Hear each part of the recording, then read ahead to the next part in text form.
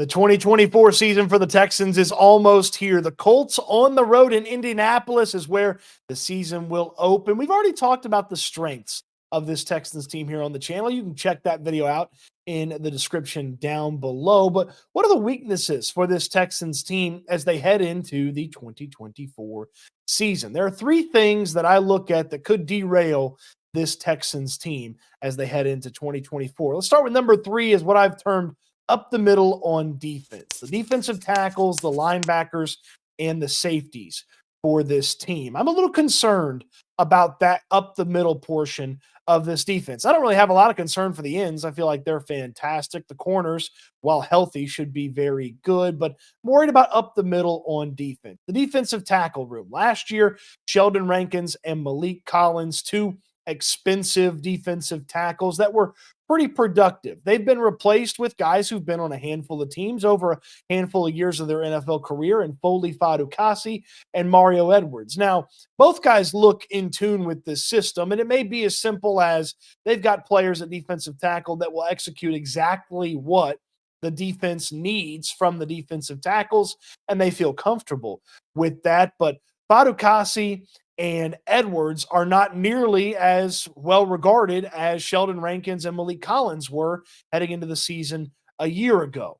And there's reasons why those guys have been on a handful of different teams in their NFL career. If those start to show up early on in the season, and you look at the depth behind them at defensive tackle, and it's a couple of unproven players as well, you start to see how maybe defensive tackle becomes a little bit of an issue for this Texans team. They've got to do a better job in stopping the run, especially when you look at some of the games last year where rushing attacks just really grinded down the defense. They've got to do a better job, and maybe Fatukasi and Edwards, more in tune with this system, ready to execute in this system, are going to be able to do that. But it does get concerning quickly if all of a sudden the reason that Foley Fatukasi is on yet another team and the reason that Mario Edwards is on yet another team start to show up on a consistent basis. And then that kind of affects the linebackers. Look, I really like Azeez Al-Shaair. I feel like he's an upgrade over anything that the Texans had at linebacker last year. He's familiar with the system,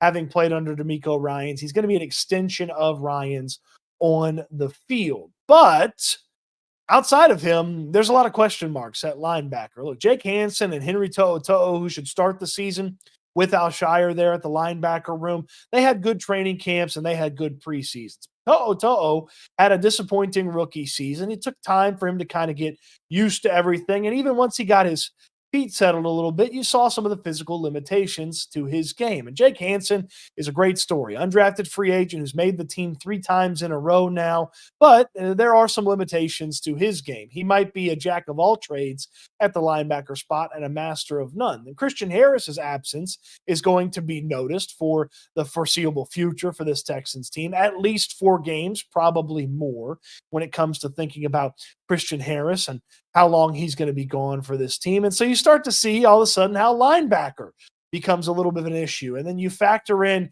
defensive tackle potentially not being as good as you would hope, adding it into linebacker, and those two things kind of feed themselves in a symbiotic, poor relationship if things don't get going from one of the two spots. And then the safety position, look, I'm a little concerned about Jimmy Ward's health. That's a long-term concern until Jimmy Ward is healthy for the portion of a season. Jalen Petrie didn't play very well last year. He's playing a new position this year, primarily close to the line of scrimmage as the nickel cornerback, slot cornerback, star, whatever you want to call the position that he's playing. And that puts Eric Murray on the field a little bit more. Murray played sparingly last year. He was okay when he did play. Nothing special and nothing to write home about. And Kalen Bullock is a depth piece right now while he grows into his opportunities as a rookie safety. And MJ Stewart probably best served as a special teams ace and not a guy that plays a lot at safety for you. So when you start thinking about everything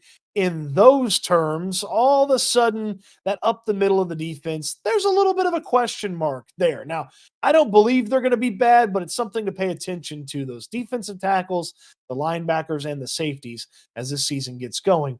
That's something to keep your eye on as a potential weakness for this Texans team. A moment here for my friends at Autograph. What is Autograph? It's a free to use and free to download app. And when you download it, use my code Stoots, Stoots, when it prompts you for a code. And what do you do in Autograph? Well, you listen and you read and you watch about the Houston Texans. And then you earn rewards. And then you can turn those rewards into a ton of different things, from free tickets to discounts on merchandise and businesses across town.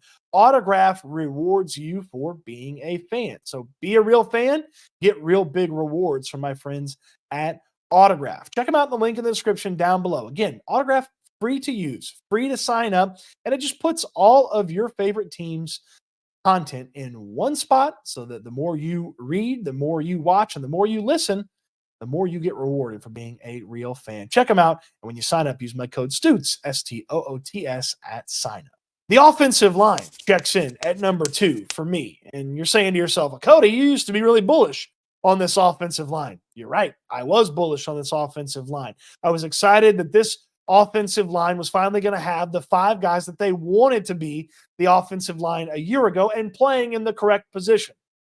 Laramie Tunsil at left tackle, Kenyon Green at left guard, Juice Scruggs at center, Shaq Mason at right guard, and Titus Howard at right tackle. In a perfect world, those guys played the majority of last season together, and they are well equipped with knowledge of how to play with each other and headed into the second season together.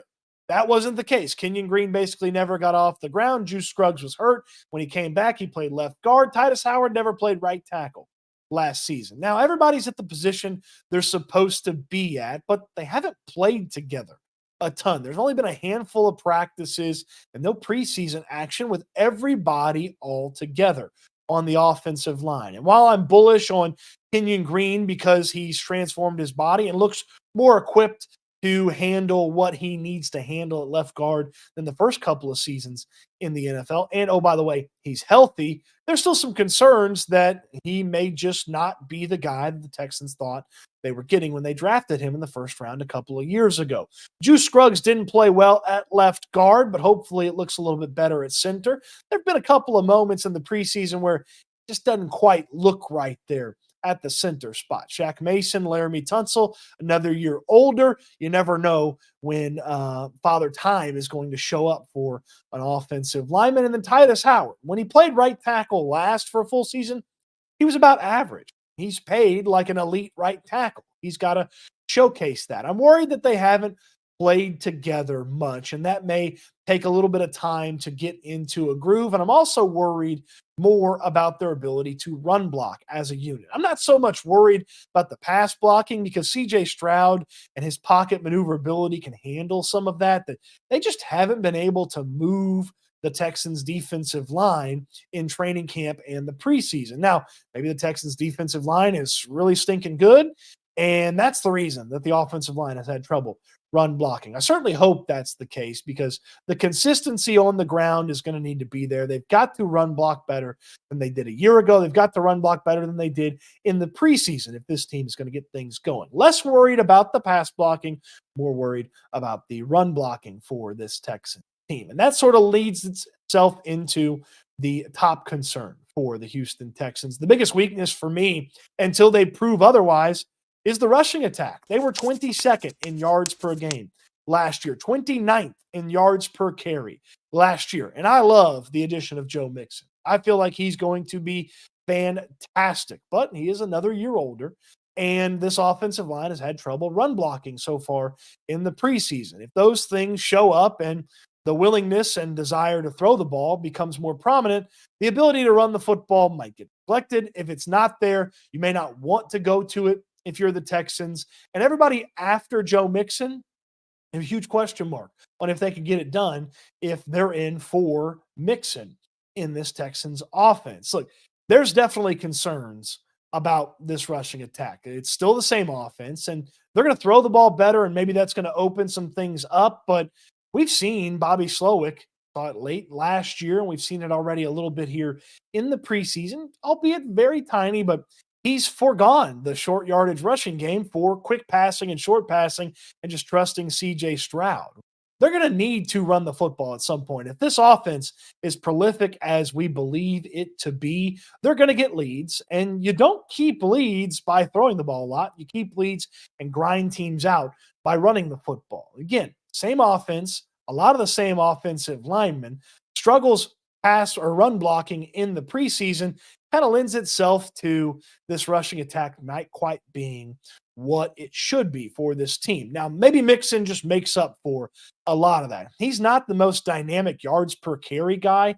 In fact, amongst running backs that are considered some of the better in the league, his yards per carry are pretty low. So it may just need to be more efficient and not explosive, like we've seen some of the Shanahan offshoot rushing attacks be in their time. But I'm worried about their ability to run the football until they prove otherwise. And it might be as simple as they've got the right running back and everybody's playing their correct position on the offensive line, and you can get rid of that as a worry and a concern for the Houston Texans in 2024. But if you look up and all of a sudden that rushing yardage total is sitting below 100 and they can't get it going on the ground, can't grind out teams late in games, that's something that can definitely derail the potential success of the 2024 season.